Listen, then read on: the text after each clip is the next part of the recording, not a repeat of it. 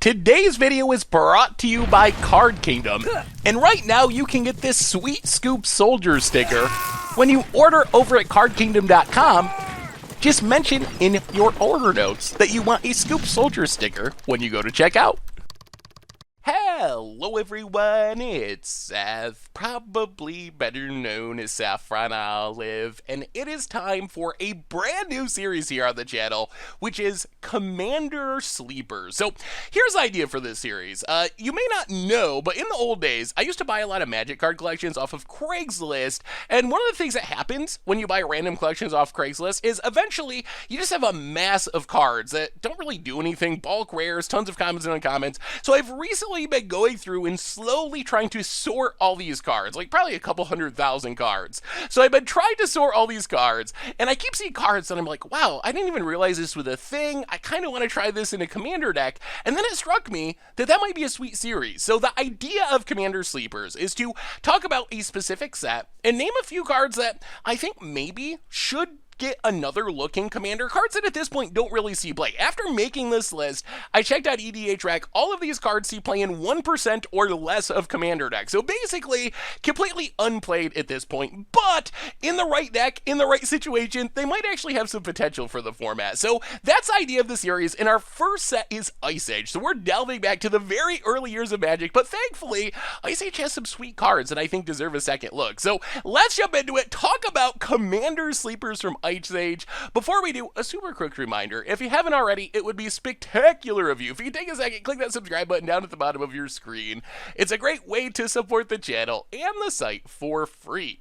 So let's talk 5 Commander Sleepers from Ice Age, starting with a Jund enchantment, Earthling. So Earthling is a 6-mana Jund-colored enchantment. During your upkeep, you gotta pay 2 or you have to sacrifice it, and then whenever a creature is put into a graveyard from play, the creature's controller has to sacrifice a land, and then if there's no lands in play for that player, they get to ignore it. You know that's a sign of a good card, when it has to say, well, if you have no lands, then you don't have to sacrifice a land. So Earthling, obviously, this is not a card you want to just play and have sit out on the battlefield. You don't want to pay 2 mana every turn, but in the right shell, I think this could be a really powerful effect where you're killing your opponent's stuff, and then your opponent's also losing a land as kind of a kicker to that. So the first thing I thought is, we've had this like graveyard land theme lately. Lord Windgrace is an example of it. We got Splendid Reclamations, Bending of Dominarias, Crucible of Worlds, so many ways to get lands in and out of our graveyard these days.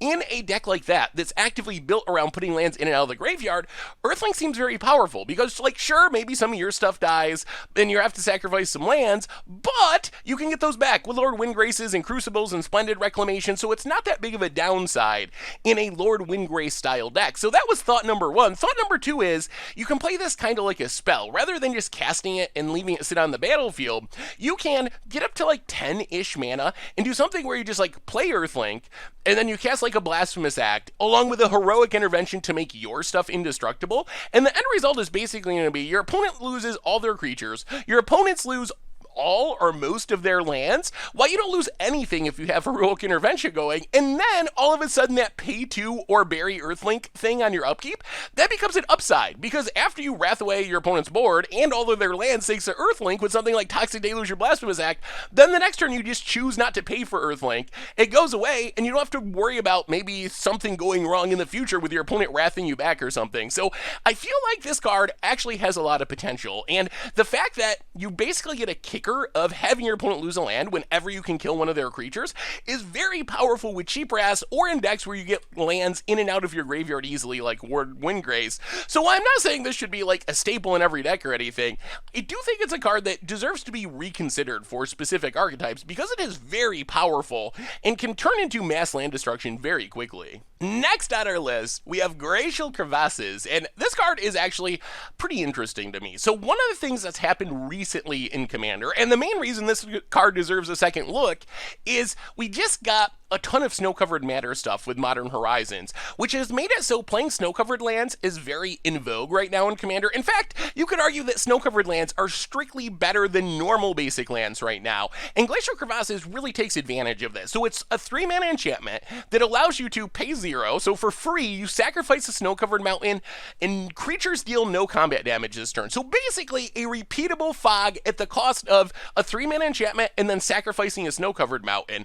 So it's pretty easy to play a bunch of snow-covered mountains these days. Like I said, you mostly want to play these over basic lands thanks to some of the support in Modern Horizons. So if you're playing some sort of mono red deck or mostly red deck where you have like 10, 15, even 20 some snow-covered mountains in your deck, this becomes very appealing. This is a card that can definitely save you, and no one expects a red fog. I mean, I guess you kind of expect this one because it sits on the battlefield, but that's not an effect you normally get in red, just this weird fog effect. And if you really dig into how this works, it compares pretty favorably to Constant Mist, which is actually a card that sees a lot of play in Commander. It's not like a huge mega staple, but it sees a reasonable amount of play, which is a 2-mana fog that allows you to buy it back by sacrificing a land.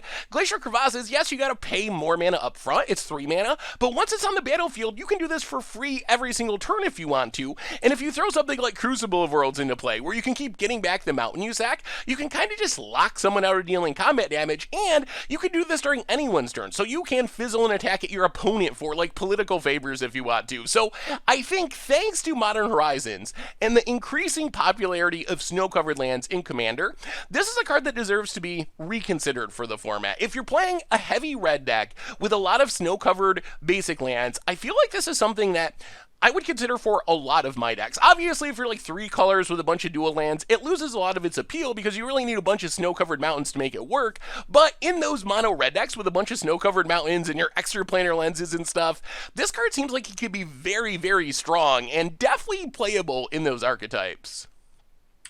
Next on our list, we got Mesmeric Trance. And Mesmeric Trance, oh, I really love this card. So this is a 3-mana blue enchantment. It has a cumulative upkeep of 1, and an ability where you can pay 1 blue mana to discard a card from your hand to draw a card. So I actually looked through all of Magic, and this is a pretty unique effect where you can repeatedly discard, draw, discard, draw, discard, draw for as much mana as you want. It's a little bit like Trade Routes, except Trade Routes, it limits you to lands, and it does allow you to bounce a land, but really this is kind of like a Trade Routes, except you get the upside of being able to discard any card. So what do you actually do with Mesmeric Trance? Well, first off, if you can find a way to make infinite mana, this can just win you the game with Jace Wielder of Mysteries, Laboratory Maniac, now Thassa's Oracle. You make infinite mana, you just loot, loot, loot, loot, loot, loot, loot, loot, loot, all the way through your deck in one turn, play your Lab Maniac, your Thassa's Oracle, whatever, win the game on the spot. So it has combo potential in that way, and it's also like 2 blue mana symbols for Nykthos or Nyx Lotus or whatever if you're playing some sort of devotion-y style strategy. So I'm picturing this more like a spell where you play it and you get a bunch of value out of it right away, rather than something where it sits out and you're like paying that cumulative upkeep again and again and again, which is a drawback. The other sweet thing you can do is take advantage of discarding cards. Like, for example, maybe you're playing some sort of Dimir deck that has Bone Misers, or Archfiend of Ifnir, or Drakehaven. This is a way where you can make a lot of Drakes, or wrath your opponent's board with Archfiend of Ifnir, or even combo off with Bone Miser. If you add Bone Miser to the mix, you could do some really sweet things with Gemstone Array. So Bone Miser, when you discard a land, you add 2 black mana. The problem is Mesmeric Trance, it needs you to have blue mana. Gemstone Array allows you to basically pay 2 mana of any color to make 1 mana of any color. So this means you can discard a land, trigger Bone Miser to make 2 mana, use that 2 black mana, turn it into a blue mana with Gemstone Array, and then activate Mesmeric Trance again. So in theory, you can really combo off with that as well and loot through your entire deck. Yes, you do have to keep discarding lands, but then you can also make some creatures and draw some cards along the way with your extra mana. So I think that Mesmeric Trance, thanks to its unique ability to potentially let you draw through your entire deck in 1 turn, definitely bears mention in Commander. And I'm actually surprised that no one plays this card. Like, yes, cumulative upkeep means you can't just have it sit out on the battlefield for like 20 turns in a row. It's going to get too expensive. But to play this and then combo off the next turn, or play it and combo off immediately with infinite mana, that seems very practical. So keep this in mind. If you're looking to combo off with discard effects, maybe Madness style effects, this works really well with because it gives you this repeatable discard outlet. Or if you're trying to go infinite and win with Jace or Thassa's Oracle in Commander. Next on our list, we have Spoils of Evil. So Spoils of Evil is 3 mana, instant speed, ritual essentially for each artifact or creature in target opponent's graveyard. So you'd have to choose one opponent. You add 1 colorless mana to your mana pool and you gain 1 life. So in theory, if your opponent has a bunch of artifacts or creatures, depending on, the metagame and what you're playing against, this can make a lot of mana and gain you a lot of life for just 3 mana. So Spoils of Evil is a card that I don't think you want in every deck, because not every opponent you run into is going to have a full graveyard.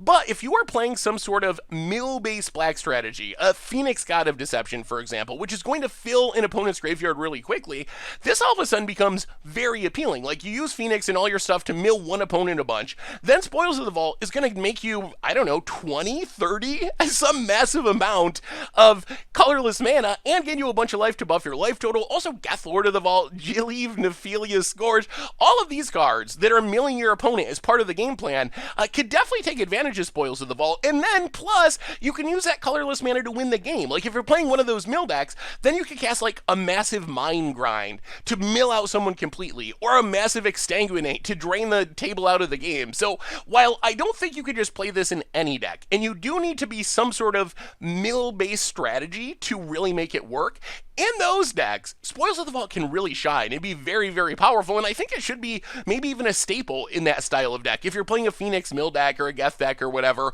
and right now people don't even play it in those decks for the most part, so definitely keep this in mind if you're playing a mill-based commander. It can make a ton of mana and give you a ton of incidental life gain for just 3 mana, which is very impressive.